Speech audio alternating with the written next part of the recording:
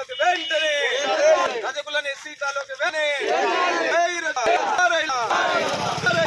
రజకుల ఐక్యత రజకుల ఐక్యత జయక జైరా హారైలమ్మ హారైలమ్మ జై రజక రజకుల జాబితాలో వెంటనే రజక సీతాలో వెంటనే జై రజక జై రజక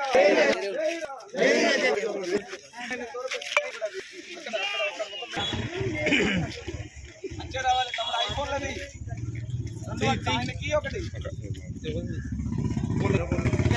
జై హారైలమ్మ హారైలమ్మ సాధిస్తాం రజకైలమ్మ ఆశయాలను సాధిస్తాం రజకులను ఎస్సీ జాబితా రజకులను ఎస్సీ తాలూకు వేణి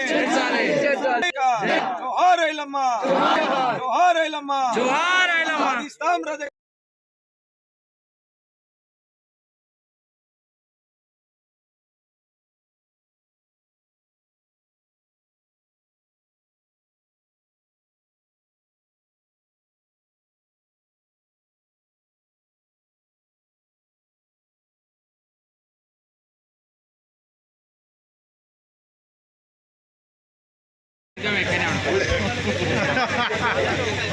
సపర్లతో కరతాళాలు ఇప్పుడే కట్ చేయడం జరిగింది. జపాలన్న గారికి మరి శంకరన్న గారికి ధన్యవాదాలు తెలియజేస్తూ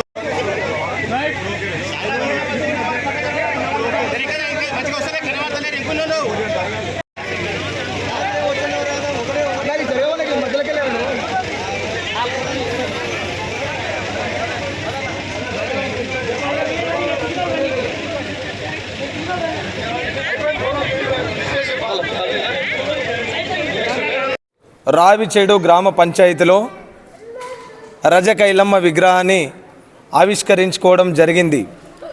ఈ ఐలమ్మ విగ్రహ ఆవిష్కరణకు కష్టపడ్డటువంటి రావిచేడు గ్రామ రజక సంఘం సభ్యులకి, అన్నదమ్ములకి, అక్క చెల్లెళ్ళకి పేరు పేరున ధన్యవాదాలు తెలియజేస్తా ఉన్నా.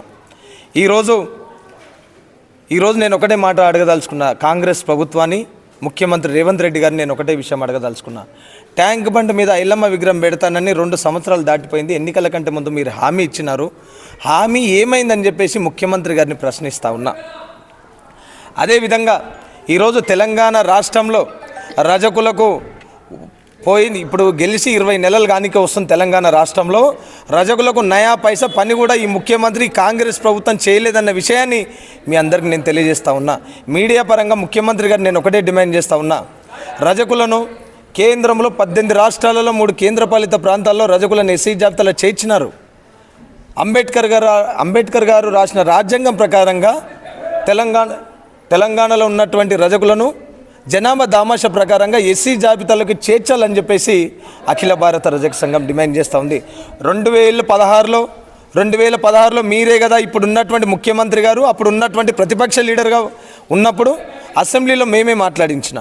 ఆ రోజు ఏమని చెప్పారు ముఖ్యమంత్రి గారు కేసీఆర్ గారిని, అప్పటి ముఖ్యమంత్రి కేసీఆర్ గారిని క్వశ్చన్ చేస్తూ, తెలంగాణలో ఉన్నటువంటి రజకులను ఎస్సీ జాబితాలో చేర్చాలని మీరు డిమాండ్ చేసినారు కదా, అప్పుడున్న రేవంత్ రెడ్డి ఇప్పుడున్న ముఖ్యమంత్రి గారు ఒకటే కదా, ఒకటే అన్నప్పుడు అప్పుడున్న మాటకి, అప్పుడు ఇచ్చినటువంటి మాటకి, డిమాండ్ చేసినటువంటి మాటకి తూట్లు పొడిచి ఈరోజు రజకులను మోసం చేస్తున్నా అనే విషయాన్ని మీ అందరికీ నేను గుర్తు చేస్తూ ఉన్నా.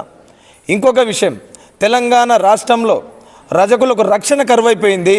గద్వాల జిల్లాలో నిన్నటికి మొన్న గద్వాల జిల్లాలో రజకుల మీద విచక్షణంగా దాడి చేసి నెత్తులు బలగొట్టి రజకుల మీద దాడి చేస్తే ప్రభుత్వంలో ఉన్నటువంటి పెద్దలు మరి కళ్ళున్నా చూడట్లేదా, లేకపోతే కళ్ళకు కనిపించట్లేదు? అంటే రజకులు ఓటుగానే పనికొస్తారు.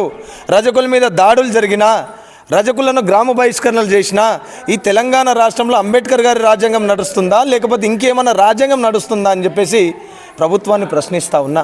రజకుల మీద దాడి జరిగితే ప్రభుత్వంలో ఉన్నటువంటి పెద్దలు మాట్లాడరు, పార్టీలో ఉన్నటువంటి నాయకులు మాట్లాడరు. కానీ జై కొట్టడానికి, జిందాబాదులు కొట్టడానికి, జెండాలు మోయడానికి, మీ చెప్పులు మోయడానికి రజకులు పనికొస్తారు. కానీ రజకుల మీద దాడి జరిగితే కాంగ్రెస్ ప్రభుత్వం ఇప్పటివరకు నోరు మెదపలేదంటే రజకుల మీద ఎంత చిన్న చూపు ఈ కాంగ్రెస్ ప్రభుత్వానికి ఉందో మీరు అర్థం చేసుకోవాల్సినంత అవసరం ఉంది. ఇంకొక విషయం, తెలంగాణ రాష్ట్రంలో గతంలో కేసీఆర్ గారు ముఖ్యమంత్రిగా ఉన్నప్పుడు రజకుల స్థితిగతులు అర్థం చేసుకొని 250 యూనిట్ల ఉచిత విద్యుత్ ఇవ్వడం జరిగింది రజకులకు నాయి బ్రాహ్మణులకు ఇవ్వడం జరిగింది.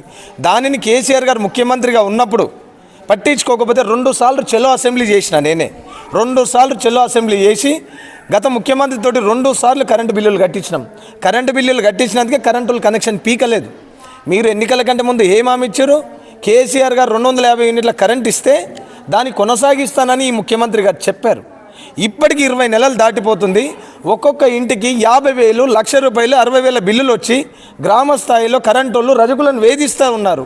కరెంటు బిల్లులు కడతారా, మీ కరెంటు కనెక్షన్ కట్ చేయాలని చెప్పేసి నేను ఒకటే ప్రభుత్వాన్ని డిమాండ్ చేస్తూ ఉన్నా.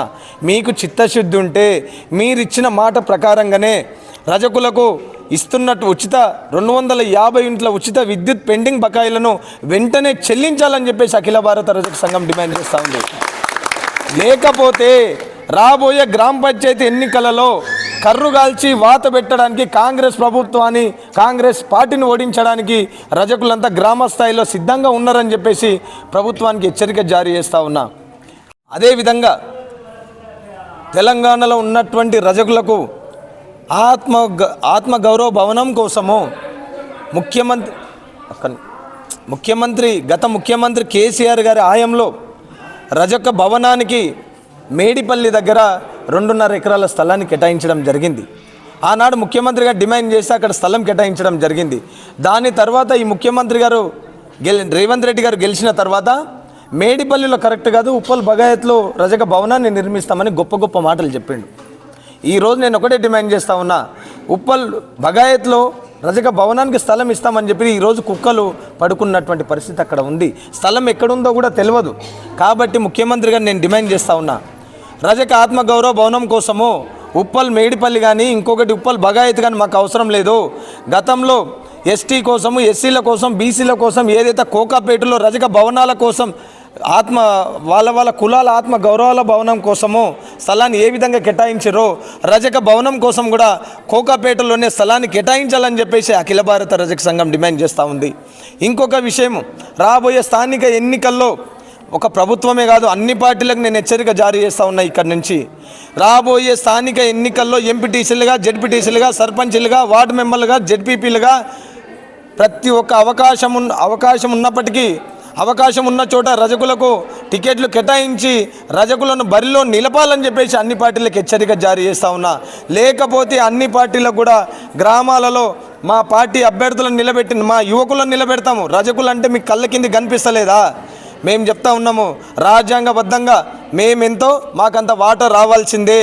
మా తమ్ముళ్ళు, మా అక్కలు, మా చెల్లెళ్ళు గ్రామ స్థాయిలో సర్పంచులుగా, వార్డు మెంబర్లుగా, జెడ్పీపీలుగా, ఎంపీపీలుగా ఎన్నిక జరగాల్సినంత అవసరం ఉంది.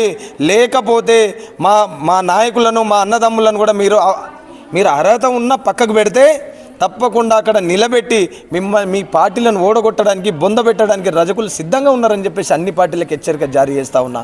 ఇంకొక విషయం, రజకుల విషయానికి వస్తే తెలంగాణ రాష్ట్రంలో రజకులకు రక్షణ కరువైపోయింది. వాస్తవంగా చెప్తున్నా, రేవంత్ రెడ్డి గారు గెలిచిన తర్వాత ఇప్పటి వరకు రజకుల గురించి మాట్లాడిందే లేదు. ఐలమ్మ విగ్రహాన్ని ట్యాంక్ బండ్ మీద పెట్టాలి. మీరు గొప్ప మాటలు చెప్తున్నారు, యూనివర్సిటీలు పెట్టినామని. బానిస సంఖ్యలు తెంచడానికి ఆనాడు ఐలమ్మ పోరాటం చేసింది. మీరు తీసుకుపోయి కాలేజీలో పెడితే ఎంతమంది చూస్తారు? చదువుకున్నటువంటి అక్కడ ఉన్నటువంటి వ్యక్తులు మాత్రమే చూస్తారు. ఏదైతే ట్యాంక్ బండ్ మీద పెడితే ఎందరో మహానుభావుల విగ్రహాల వరుసలోనే ఐలమ్మ విగ్రహాన్ని పెడితే ప్రతి ఒక్కరికి స్ఫూర్తిని ఉంటుంది. ప్రతి ఒక్కరు ఆమెను చూసినప్పుడు ఆమె పోరాట స్ఫూర్తిని నింపుకొని ఉద్యమం చేస్తారు. కాబట్టి మేము చెప్తా ఉన్నాము, ఐలమ్మ విగ్రహాన్ని ట్యాంక్ బండ్ మీద వెంటనే ప్రతిష్ఠించాలని చెప్పేసి అఖిల భారత రజక సంఘం డిమాండ్ చేస్తూ ఉంది. ఇంకొక విషయం, 50 సంవత్సరాలు నిండినటువంటి రజకులను కంటికి రెప్పలాగా చూసుకుంటానని చెప్పినావు. 50 సంవత్సరాలు నిండిన ఇస్త్రీ చేసుకుంటూ పక్క టెంకల మీద పడ్డ ఇస్త్రీ చేసుకుంటారు. వాళ్లకు వృద్ధాప్య పెన్షన్ వెంటనే ఇవ్వాలని చెప్పేసి అఖిల భారత రజక సంఘం డిమాండ్ చేస్తూ ఉంది. ఇంకొక విషయం, ఇంకా 2 విషయాలు మాట్లాడతా. ఇంకొక విషయం ఏంటంటే, జనగామ జిల్లాకు ఐలమ్మ పేరు ఎందుకు పెట్టట్లేదో రేవంత్ రెడ్డి గారు సమాధానం చెప్పాల్సినంత అవసరం ఉంది. గతంలో నేను మీటింగ్ పెట్టినప్పుడు కేసీఆర్ గారిని క్వశ్చన్ చేస్తూ నా మీటింగ్లోనే రేవంత్ రెడ్డి గారు మాట్లాడడం జరిగింది. జనగామ జిల్లాకు ఐలమ్మ పేరు పెట్టాలని. ప్రభుత్వం వచ్చి 20 నెలలు అవుతా ఉంది, ఇప్పటి వరకు ఆ ఊసే లేదు. నేను ఒకటే ప్రభుత్వానికి ఒక హెచ్చరిక జారీ చేస్తూ ఉన్నా. రజకులను చిన్న చూపు చూస్తూ ఉంది ఈ ప్రభుత్వము. రజకుల గురించి పట్టించుకోవట్లం లేదు. రజకులను ఎస్సీ జాబితాలో చేర్చడానికి ఊసే లేదు. రజకుల కరెంటు బిల్లులు కట్టట్లేదు. రజక ఆత్మగౌరవ భవనం కోసం నిధులు ఇవ్వట్లేదు. స్థలం ఇవ్వడం లేదు. రజకులను అవమానిస్తూ ఉంది ప్రభుత్వము. ప్రభుత్వం ఒకటే అర్థం చేసుకోవాలి, ముఖ్యమంత్రి గారు మీ ఒంటి మీద ఉన్నటువంటి బట్టలను ఉతికింది ఒక రజకుడే, మీ ఒంటి మీద బట్టలను ఇస్త్రీ చేసింది కూడా ఒక రజకుడే. కానీ ఈరోజు రజకులను ఏ విధంగా చూస్తున్నా అంటే రాజకీయానికి అంటరానితనంగా మార్చారు. మీరంతా కలిసి వ్యవస్థను మార్చినారు. కాబట్టి ఇప్పటికైనా ముఖ్యమంత్రి గారు దృష్టి సాధించాల్సినంత అవసరం ఉంది. మేమంతా ఒకటే డిమాండ్ చేస్తూ ఉన్నాము, రజకుల గురించి పట్టించుకోవాలని చెప్పేసి అఖిల భారత రజక సంఘం డిమాండ్ చేస్తూ ఉంది. ముఖ్యమంత్రి గారు ఇప్పటికైనా పట్టించుకోకపోతే రాబోయే స్థానిక ఎన్నికల్లో గ్రామాన తిరిగి ప్రచారం చేసి కాంగ్రెస్ పార్టీని ఓడగొట్టడానికి రజకులంతా సిద్ధంగా ఉన్నారని చెప్పేసి ముఖ్యమంత్రి గుర్తించుకోవాలని చెప్పేసి, గ్రహించాలని చెప్పేసి అఖిల భారత రజక సంఘం హెచ్చరిక జారీ చేస్తూ ఉంది.